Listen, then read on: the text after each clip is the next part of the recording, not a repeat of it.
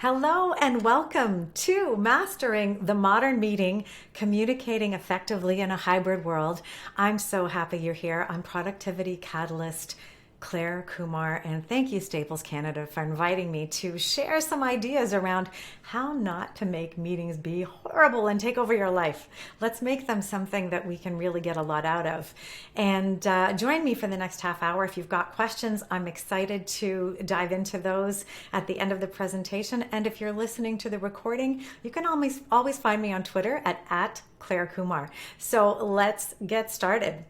So I thought, first of all, let me move myself out of the way here. I thought, first of all, I'd share a little bit about what we've seen. This is actually not that long after the pandemic started, and some of these trends that you see here have continued. So our workday spans have definitely increased. You'll see that there at 8%.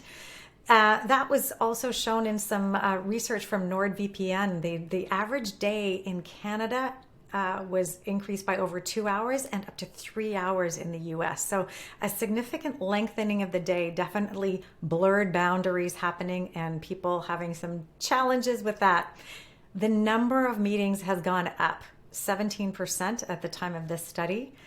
The average number of people being involved in meetings also up, but really interesting to note that the number of meetings has gone down. The average meeting length has gone down. And that's in large part, I think, because we recognize there is such a thing as Zoom fatigue. We do need a period of transition between a meeting that we're in and our next opportunity. We've needed that in real life, and time for it hasn't been built in. But I've been really excited to see evolution from Microsoft Outlook, for example, putting in less than the hour kind of regular increments for meetings and inviting those breaks so that we can have successful transitions. So we have seen meetings decline in the amount of time, which is really quite encouraging. One of the big things I want to encourage you to do is think about your meetings. It's really thinking about anything you're planning in three parts, really. There is the planning piece, where you're setting the intention around the experience and designing it. There is, of course, the execution, when you're in the moment making things happen. How do we keep things on track to honor the intentions that we've set? And often neglected, especially when it comes down to meetings, is thinking about how we measure the success of those meetings and how we tweak things and redesign things. So working your pecs here is planning, executing, and calibrating, so you actually keep thinking about how do you make this experience better. It's definitely not a one and done, especially as our environments keep changing. The construct on what we're able to do changes, where we're allowed to be changes. This is something to really pay attention to going forward. All right. Moving on, let's dive in then a little bit to what planning looks like. So if we're thinking about planning, we're going to talk about all the different elements that we need to consider. First of all, really think about, why are you bringing people together? What is the purpose? What's the objective of bringing all these minds together? Meetings are by far the most expensive thing we can do from a human resource perspective. And so using that resource wisely is really important to be thoughtful about. And so if you are sending an invitation out, can you be really clear about what the ask is, what the anticipated outcomes are, and thinking also as you move into from the outcomes into who needs to be there, who really needs to have a voice or a vote at the table. If it's awareness, could it be done in another fashion where you don't actually require that person's presence at the meeting? Could it be something they review later? Is it a video recording? Is it an email or a document that they can review later? So thinking really strategically around who you want around the table, virtual or otherwise. And then we really need to think, so we're bringing people together. Does it need to be synchronous in real time? Or is it something that can be asynchronous? And so, for example, if you have or teams that are spread around the world or around the country, you've got to think about the availability of those people and when is it possible to bring people together, and when would you be able to allow for asynchronous congregation or interaction, collaboration? How long do you want the experience to be? And I think it's important here to really understand how long people can hold their attention. And so I've been giving, beforehand I used to give full day workshops. Throughout the pandemic, I've been giving repeatedly 3-hour leadership workshops.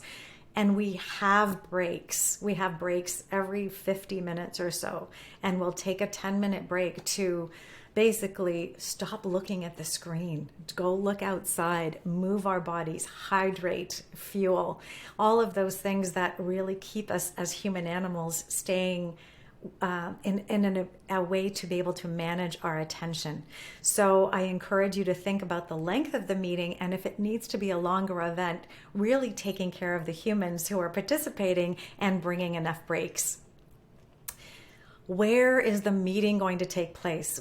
Well, that's a big question, especially in this moment, based on safety. We have to look at our physiological needs of keeping everybody safe. But if we can get together, will it be a remote meeting and we're getting together like this over video? Would it be something that is in person and we can really reap the benefits and those extra cues that we get from a communication perspective when we can really see somebody's full body and expression? Or will it be the way a lot of work is going to continue, a hybrid arrangement? And what are we thinking about when we construct those? There's a lot of conversation now around which choice of meeting we're going to make. And one of the interesting conversations I was following was from Asana. I think this was in a New York Times article. And the leadership at Asana had a terrible hybrid experience at the executive level where the people in the room were talking over each other, and the people that were joining remotely were frustrated because they felt dismissed and unheard. And Asana's decision after that was, we're going all remote or we're going all in person. We're not going to do this hybrid. And I submit to you that I say that's a bit of a leadership cop-out. And I go back 25 years when I was working in the telecom space, and we were regularly meeting across the country over conference call. And you had the same potential for the room to get noisy and talk over each other, and the people on the phone would be lost. But it's a leadership opportunity here as you are, who is in the room gets to navigate this experience. So we'll talk a little bit about the how shortly, because the how we're doing things is really the big question. And there's an opportunity for each of us here to think about how we show up, to not just focus on the task, but to also focus on the people. So let's look at what kind of roles and responsibilities ought to be in play when we're looking at meeting design. So let's first look at the task. Now, I talked about setting an intention, and in the planning phase, being really clear about what you want to accomplish. In a meeting, when you're directing the content, it can be quite thought-provoking and all-consuming. So the person that's in charge of driving the content forward can really benefit from having other people think about some of the other objectives. Now, when, for example, I'm recording this video, I have to think about the time, I have to think about the content and driving this forward. I don't have to think about engagement of everybody in this forum when we're in the Q&A, when we've got somebody looking at time, navigating the interaction that we'll have in terms of questions and answers. That's another responsibility which I'm going to be very grateful to have help with. So when we're in this hybrid environment, for sure, there is a lot more at play in terms of managing the different kinds of interactions and experience, and it's something to think about. So task is one, to hold focus, two, and either keep people on track and moving towards the outcome and the focused content that you want, also having a capability to hear people and acknowledge when a point's been raised, but might not be best attended to now. Do you have a parking lot, either virtually or in the room, where you can capture ideas and say, yep, I hear you, but we're going to take that out of this meeting and we will come back to it. So having that kind of thinking to keep people feeling heard and acknowledged is going to be powerful. Moving on now to this sense of time. We talked about the duration of the meeting. We can also think about, the start and the stop. One of the things that's really important as we are less and less being able to spend time all together, and I expect that as we continue in hybrid fashions, you will have people that are in the room and, walking to the meeting got some of that natural, informal discussion. But you are also going to have people that don't have that. And so one of the things that I've incorporated in all my workshops that happen with some kind of virtual component is to allow a few minutes for what I call a soft landing. And that soft landing invites conversation and hello and just landing in the room. It invites time for everyone to figure out that they're muted and need to unmute, or vice versa. It helps you deal with lighting challenges and any kind of technical challenges that might come up in the first couple of minutes. But it's that soft connection and interaction which is really invaluable and is something that we can miss if everything is remote. I used to do this on the conference calls. We would have a few minutes just to be in touch with everyone as people were joining, and you'd hear the little phone bleep. If we had started the meeting exactly on time, those bleeps would have been intruding into the actual content. So having some minutes to allow for the soft landing, and maybe at the end as well to set the tone for how you want to continue as a team, is something to consider. Certainly respecting time and finishing when you say you're going to finish, and wrapping things up so people can move on to their other commitments is always important. Also, here's the thing: when you're thinking about when to set up a meeting, thinking about the inclusivity piece, thinking about how when you're setting up a meeting, is it going to really be able to be attended to by everyone? And I think keeping that top of mind. So for example, if you have people with young children and there's a period of time where they're getting kids ready for school, perhaps suggesting a meeting at 8 a.m. isn't going to go over very well there. And, respecting the boundaries for the end of the day, for weekends. We know right now that there is a problem with burnout, and especially at the leadership level. So what are we doing to role model respectful use of time? And as you set up meetings, thinking about that to make sure that it fits within what's accepted and what you want to encourage more of is also really important. So I mentioned team and inclusivity. It's this sense of who's here and what's their life like, and how do I need to respect that? What I invite leaders to do is think about the collaboration and connection piece of what you want to achieve, bringing people together, and to set some times where you are it's done in advance, and it may be regular. You may have standing meetings where you're expecting people to attend. Figure out what those things are, and then allow autonomy around that so people can have flexibility in their calendar. It's one thing we've fallen in love with throughout the pandemic. It is part of why the boundaries have blurred so much as well. So figuring out what you need and asking for that, and then allowing flexibility and autonomy around that, is going to really be powerful for the people that you are interacting with. Just always keeping that in mind to foster engagement and seek input if there are challenges around participation for some perspective. Here's the other thing. Let's talk about cameras on and cameras off. Zoom fatigue is real. The research shows that it affects women more than men as well. And there are numerous reasons, valid reasons why someone might need to have their camera off.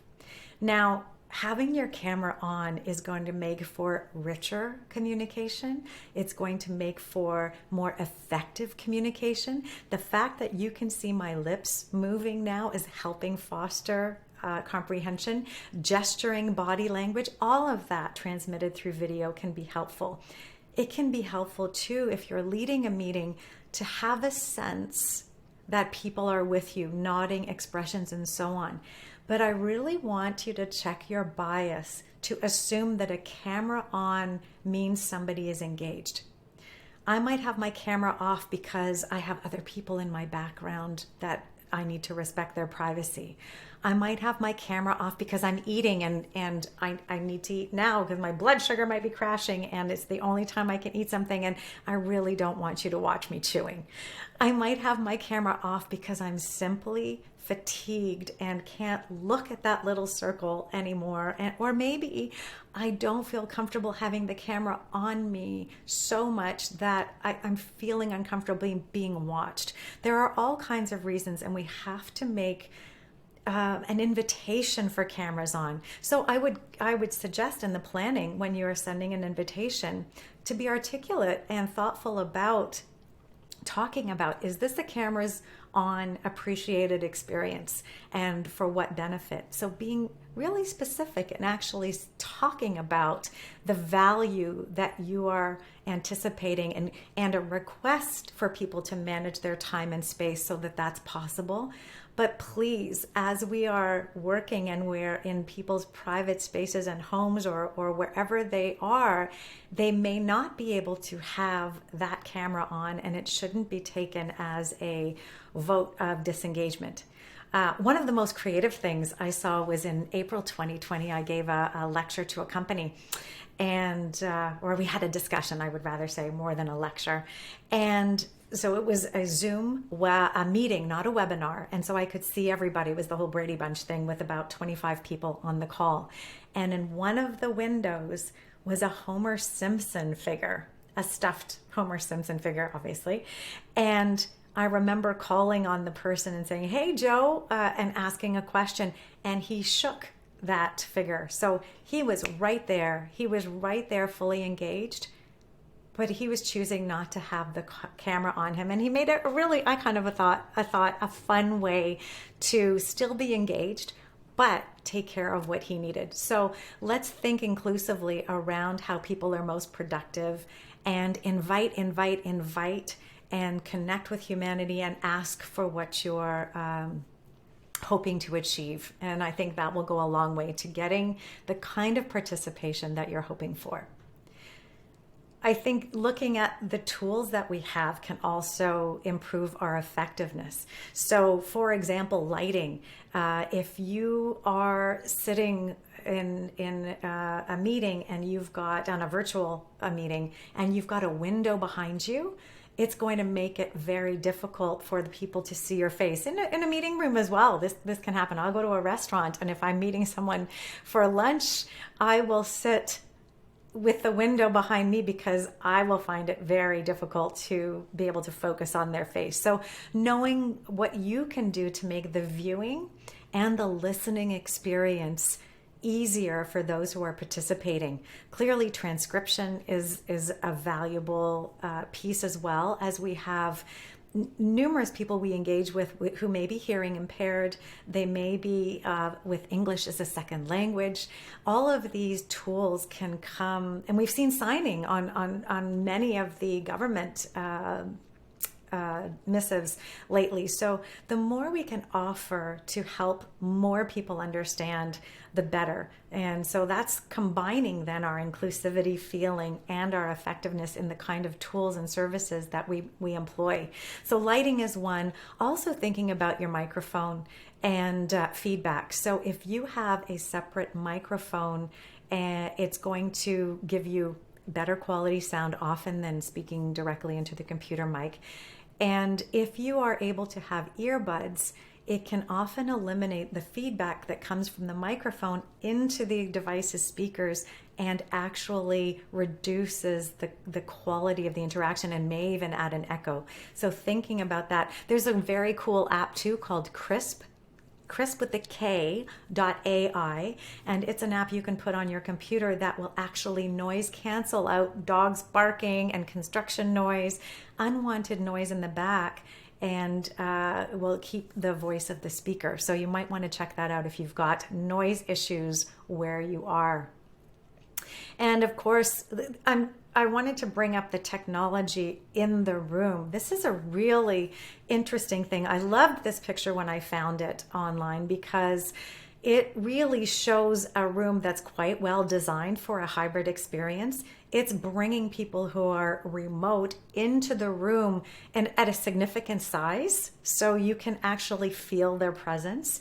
And you can see that the people in the room are, there's nobody with their back to a person who's attending remotely. This was another a point of contention or criticism and displeasure in the New York Times article, that people were with their back to the camera. And so we really have to design the experience differently when we're thinking about hybrid opportunities. I think there's going to be another talk today all around that, and I'm excited to listen into that to learn what technology is available. But certainly, if we're really committing to a really excellent, effective hybrid solution, we want to look at room design from a sound, lighting, visibility, all of that perspective. Sound dampening. There is not one soft surface in that picture, and I can guarantee you the sound quality is not going to be as pleasing if there was some acoustic dampening, carpet on the floor, curtains on the wall, windows, a tablecloth. I often record with a blanket over my desk to improve the sound quality for the listener. So thinking about the technology in terms of how you execute is really powerful. And then, of course, calibrating. How do you measure? How are you going to think about, gosh, what worked in that meeting that we just had? So you can give yourself a checklist, for example, around the tasks. Did you achieve the outcome you wanted? The team. Gosh, did everybody attend? Did you have the voice of everybody prevalent in the conversation? Did people speak up? Did they feel safe enough to speak up? Are we getting the voices expressed that we want? Are we making an effort to include the introverts who may be quieter, the highly sensitive people who are deep thinkers and maybe process more slowly? What worked? Were we inclusive in the design, and were we able to make sure everybody who wanted to participate could do so effectively? So what worked? And of course, what could have been better? Could we have done something that would have made people feel more inclusive, heard more voices, stayed on track more effectively, had a more effective parking lot? Do we want to engage, for example, if we're giving 5 minutes to each person to address a topic, do we have a countdown timer on the phone showing so that it gives a visual cue? Do we have a bell that's going to ring? What are we doing to help facilitate in a positive way moving through the meeting? Are we encouraging engagement and fun? Are there ways that we can keep meetings really riveting and something that we're excited to be part of? And I really want to, again, come back to this sense that we really want to be able to hold on to a commitment to continue to redesign the experience. And I think that's fundamental to hang on to. So again, work your pecs, planning, execution, and calibration. And I think with that kind of thoughtful intention, not only around the task, but and what you want to accomplish, but the people in the room and the experience that they're having, you too can have really masterful meetings in this hybrid world. Thanks for joining me, and I look forward to your questions. Just want to point out that I've put a handout here or a summary document that you can all download, and you can find that at clarekumar.com/staples. And Clare, I joke about this, I have no third eye. So this is more of a British spelling, Clare, Kumar, as in Harold and Kumar. So clarekumar.com/staples. All right. Thanks for joining.